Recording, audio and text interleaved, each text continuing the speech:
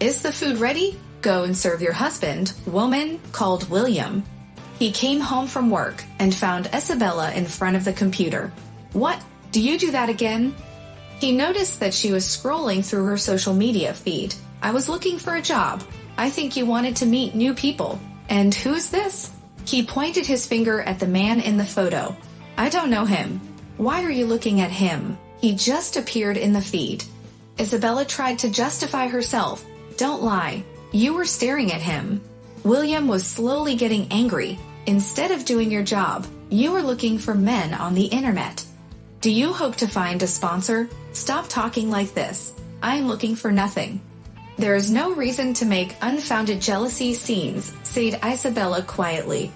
"You think I'm jealous? Have you ever looked at yourself in the mirror?" He reached to the edge of the stretched, washed home t-shirt. "I am the only one who gives you up. Where are you and where are you?" William nodded back on the screen. "You can only dream of such a macho. You dream." The husband got the laptop angrily. "Head and go to the kitchen. I'm hungry." Isabella did not contradict. William was physically stronger than her, and if necessary, he was able to follow his words, but Isabella couldn't do anything about it, so she tried not to annoy her husband. Perhaps she would have left him if there hadn't been any special circumstances. 8 months ago, she became a mother. Her daughter was born premature and frequently fell ill. Isabella had to dedicate all her time to the baby. William was not helpful, as if he had been replaced. The old feelings were gone.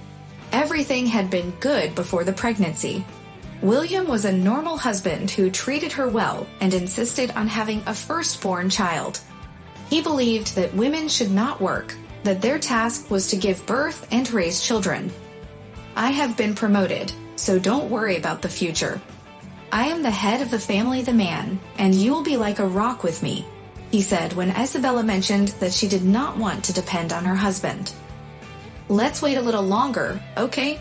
I'll let myself be moved and go on maternity leave," she said. But then the pregnancy happened.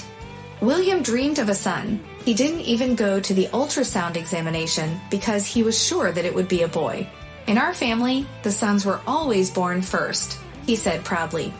But when he found out that a daughter was born with poor health, William became very different.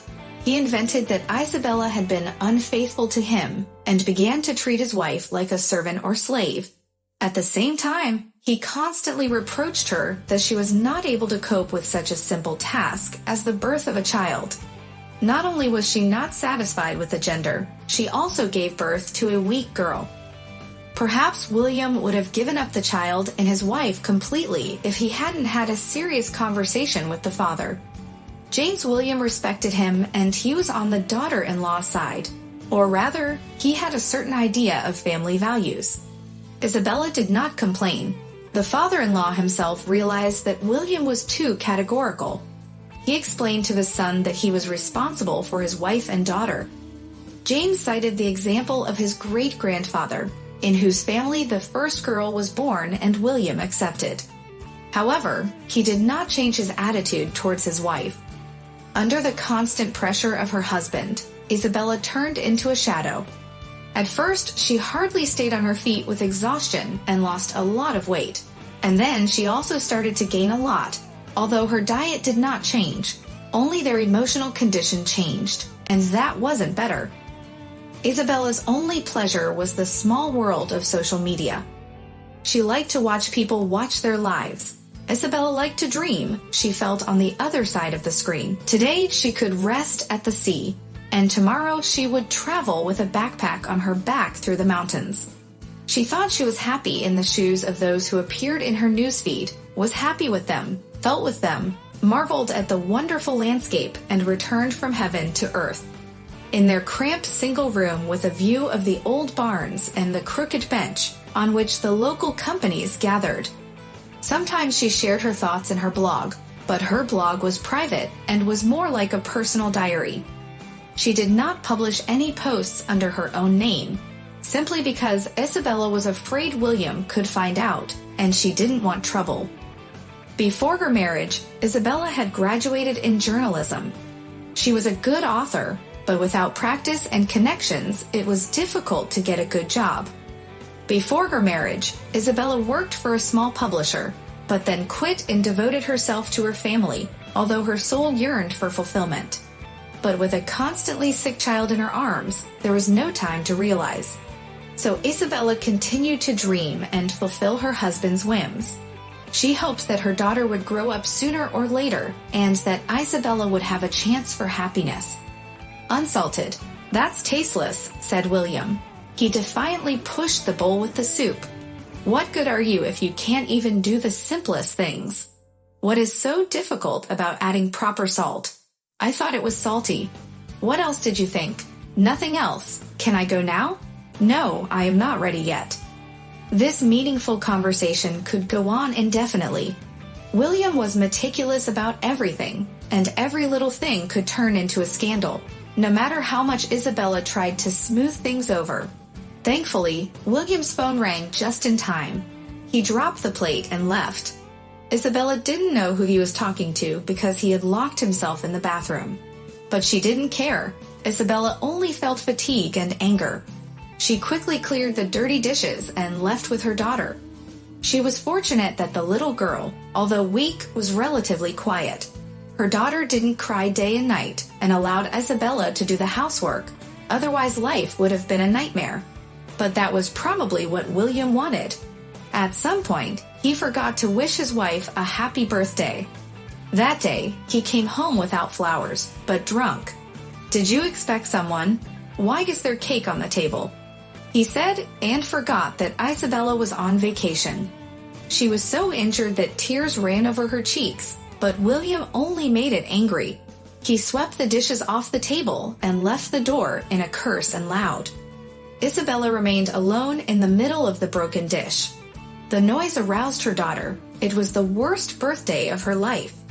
The day she realized that she could no longer live like this. When her phone rang, she didn't immediately know that she should take it off. William was on the display. Isabella had no desire to lose weight. Nevertheless, she went. "Yes? Hello, Isabella." The voice at the other end was hard and cold. "Yes, who's speaking?" "Your husband is dead. He died in a car accident." From then on, it was like a dream. A lot of information, questions, condolences, a call from James, and a sleepless night. But the worst thing was that Isabella felt no regret. She had no pity for her husband. He had hurt her, left the house, got behind the wheel, and that was it. His life was over, in such a stupid way and so early. It was the event that divided her life into one before it and one after it. "Do not worry. The apartment in which you lived will go to you and your daughter. I'll have it registered in your name soon. I will also send you money so that you and your daughter don't lack anything. Of course, I will not replace William, but I'll try to make you happy," said James after the funeral. He kept his word. James was angry when he learned that his son had not given any money to his wife and had spent his entire salary on a new woman. This came to light a week after William's death, when a stranger called and confessed everything. Isabella did not speak to him and distanced herself. She no longer wanted to remember the past. James had been good to her. Her daughter grew up, and Isabella had more and more free time. One day, while she was taking a walk with the baby in the park, she ran into a classmate from her school days. Olga looked much better than Isabella, slim, dressed stylishly, with her hair and makeup done. "How are you doing?" she asked, and looked at Isabella with compassion. "Oh, just," Isabella started to say. "I heard that your husband passed away. I'm sorry for your loss," Olga interrupted. "Thank you," Isabella turned away. She realized that she was better off without her husband. "And how are you?" "I'm doing well. I work in a large corporation, always on the move. Getting married," she showed me a beautiful ring. "Actually, I'm just passing through. I came to visit my parents for a few days to deliver the wedding invitations. But I live here." She showed Isabella a photo of a house with a mountain view. "Congratulations, that's wonderful. Don't you work?" "No, but I would like to. Who would hire me with a baby and no experience?"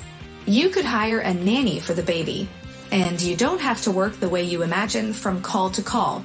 You write well. I still know how to help you pass your exam. Wait a minute. She pulled a business card out of her pocket. Here, send me your resume and essay. Something unique, something that strikes a chord. Okay, I have to go. I'll catch up. The friend left, and Isabella stood there holding the card. Isabella thought for days. She battled with herself, her fears, her complexity, worries, and low self-esteem. And then she mustered the courage to send. The email with Isabella's resume and her short story was sent to the recipient. And within a day, she received a call. The location is remote, but you need to come to the office, said the caller. Where is the office? Asked Isabella. Her heart raced faster than when she saw the place she would soon call home. 2 years later, Isabella started her morning with a jog. She enjoyed waking up early and watching the sunrise over the sea. The mountains could be seen in the distance, and Isabella once again realized that she lived in the most beautiful and picturesque area where she had everything she loved. No longer did she have to live someone else's life. She could live the life she wanted. She was finally happy. The job turned out to be perfect. Isabella wrote articles and finally started her blog. She no longer hid herself from the people. She was read and shared her experiences, and many people saw themselves in her stories, and some people even changed their lives, inspired by her example. When her daughter grew up, Isabella was able to combine her favorite job with raising her little girl. Although it was difficult at first, she had the support of James. He was not against her decision and supported the idea of her job wholeheartedly. He kept his word and helped Isabella with everything. Her life became like a fairy tale, and it was certain that it would have a happy ending.